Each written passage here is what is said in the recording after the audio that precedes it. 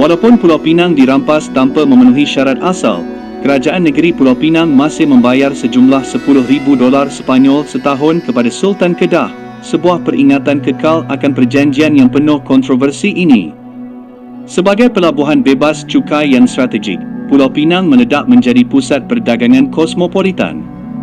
Ia menjadi magnet bagi imigran dari seluruh Asia, buruh lombong dan saudagar dari China, peniaga dan pekerja ladang dari India, serta pedagang dari Aceh dan kawasan lain. Kekayaan perdagangan datang daripada rempah ratus, terutamanya cengkir serta timah dan getah.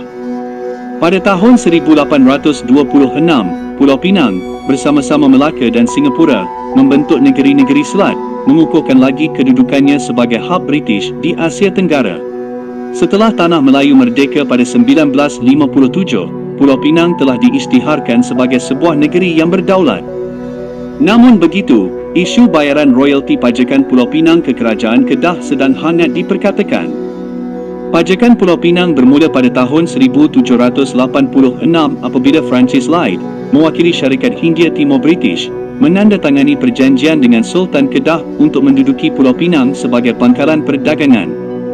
Pada tahun 2021, Kerajaan Kedah menuntut bayaran royalti pajakan sebanyak RM100 juta daripada Kerajaan Persekutuan, berbanding kadar lama RM10,000 setahun yang tidak pernah dinilai semula sejak lebih 2 abad lalu.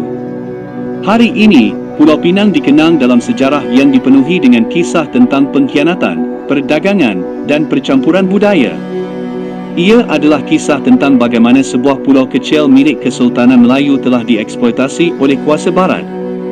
Pulau Pinang, ia bukan sekadar pulau mutiara di timur, tetapi sebuah dokumen hidup tentang ketahanan dan kepercayaan.